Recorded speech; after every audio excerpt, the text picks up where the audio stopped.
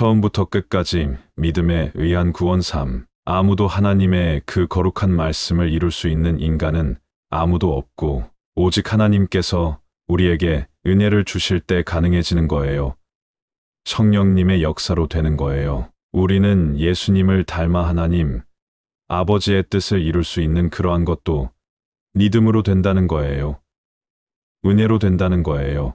생명 안에서 새 생명이죠. 하나님의 아들의 생명이 우리 안에 자랄 때 되어진 거예요. 그래서 저와 여러분이 이러한 하나님의 구원의 역사를 알 때 쉽게 흔들리지 않습니다. 한글로 쭉 읽으면서 설명을 드리겠습니다. 그런즉 누구든지 그리스도 안에 있으면 새로운 피조물이라 이전 것은 지나갔으니 보라 새 것이 되었도다. 여기서 이러한 한글 성경을 아마 다 아실 거예요. 그런데 제가 이 성경 구절을 좋아하는데 영어로 보면 상당히 더 의미가 있습니다. If anyone is in Christ. 만약에 어떤 사람이 그리스도 안에 있다면 여기 나옵니다. He is a new creation. 그는 새 창조입니다. 새로운 피조물이라고 했지만 신약 성경에 나오는 new creation은 직역을 하면 새 창조라는 말이에요. 새 창조. 어떤 사람이 그리스도 안에 있으면 새 창조의 세계 안에 들어온 겁니다. 새 창조를 말하면 새 사람, 새 영, 새 마음, 새 생활, 새 자아 완전히 자기의 신분과 존재와 위치가 그리스도 안에 있기만 했는데 다 바뀐 거죠. 완전히 새 창조 안에 들어온 겁니다.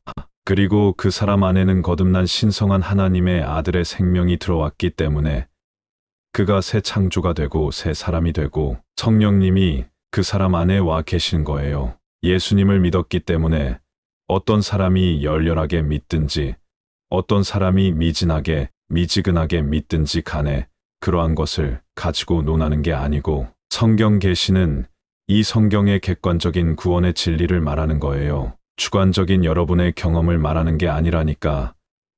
저 자신이 과거에 그러한 주관적인 경험적인 신앙을 강조했던 사람이었기 때문에 이런 주관적인 경험에 근거한 구원이라고 하는 것은 천태, 만상이고 이거는 헤아릴 수가 없어요. 그리고 거기에서 다 주관적인 경험을 강조하는 그런 사람들에게서 좋지 않는 사상이 나오는 거예요. 예수 그리스도의 객관적인 구원을 강조할 때 시간차가 있을지는 모르지만 예수 그리스도 안에서 이루어진 구원을 강조할 때 하나님의 역사가 이루어지는 거예요. 그래서 심지어 칼 바르트, 그런 신학자는 객관적인 화해론을 중요하게 주장하기 시작했습니다. 저도 과거에는 주관적인 구원론, 화해론, 내가 우리 예수님을 믿고 영접할 때 거기에서 하나님과 나와의 화해가 이루어졌다. 이렇게 말할 수가 있는데 칼 바르트는 그것도 일리가 있지만 그것보다 더 중요한 것은 그리스도께서 하나님과 사람, 온 인류 사이에 새 언약을 체결하시고 객관적으로 화해를 다 이루어 놨다. 그 화해가 이루어졌기 때문에 내가 하나님 앞에 나갈 수 있는 거야. 객관적인 그리스도의 그 화해가 이루어지지 않았다면 우리들은 하나님 앞에 나갈 수도 없고요. 하나님의 긍휼과 사랑을 받을 수 없어요.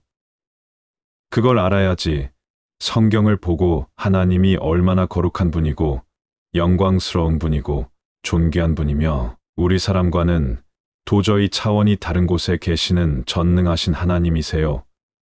영광 중에 계시고요. 그렇기 때문에 우리 인간의 어떠한 내가 결단을 했어요? 내가 회개했어요? 그런 것이 뒤 따라오지만 그것이 먼저가 아니라 하나님의 아들 예수 그리스도께서 그 십자가 위에서 저와 여러분들을 위한 구원의 역사를 다 완성해 놨다는 거예요. 하나님과 사람 사이의 구원을 완성해 놓으시고 우리를 초대한 거죠. 그래서 이 복음을 증거하라는 거예요. 이 복음을 듣고 믿기만 하면 영원한 생명을 그 즉시 받으니까 고넬료라는 사람이 경건한 사람이고 가난한 사람을 구제하고 하나님 보시기에 합당했어요. 그런데 하나님께서는 그 고넬료의 집안에 복을 주시려고 베드로 사도를 보내시는데 베드로 사도가 뭘 말합니까? 예수 그리스도의 복음을 말하는 거죠. 은혜를 말하는 거죠. 하나님의 아들이 오셔서 바로 당신의 문제를, 당신의 그 자녀들의 문제를, 모든 문제를 다 해결해 주셨습니다.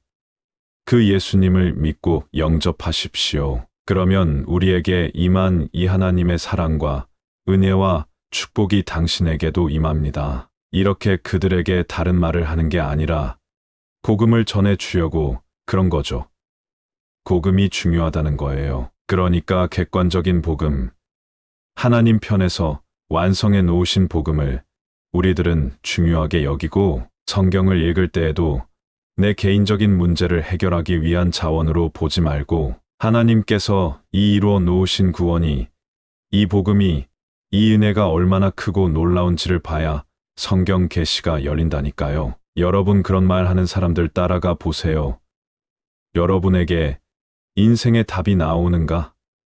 그래서 이러한 중요한 위로부터의 기독론을 말하고 하나님의 계시로부터 출발하는 이러한 신학, 이러한 관점, 이러한 게 크고 놀랍다는 겁니다. 물론 성경에는 우리 사람 편에서 회개하고 결단하고 돌이키고 그렇게 해야 된다는 게 있어요. 없다는 게 아니에요.